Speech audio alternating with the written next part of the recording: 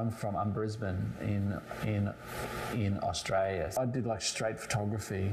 I was kind of interested in these humorous decisions or these humorous events. And I was very much into, because that was my background. So I had done these smaller text works where the text was almost like a phrase or a sentence. I was what would be considered art, but I was just making, I was just trying to be a smart ass. I was just trying to make these little comments about my town where I grew up. It wasn't very sophisticated, but for me at the time, I was kind of just finding where I was and what was of interest to me and what was important. I started writing after my father passed away, which was in 2004. I really wanted to kind of remember him in some way, and he was a really big Johnny Cash fan, the musician Johnny Cash.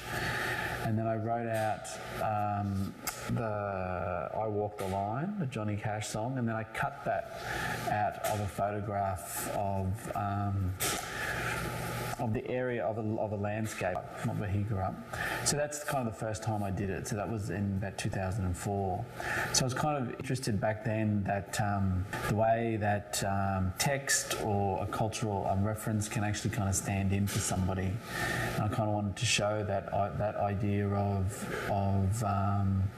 how something like a song can then be used as a substitute for the person who introduced it to you or the person you were with when you first heard it. So I'm just kind of interested in that changing the context of what was a very kind of simple song into something more poignant. And that's where it kind of came from. And the whole idea of cutting and removing this text kind of started to act as like started to become like a scar that I was leaving behind, that his death kind of left this kind of mark.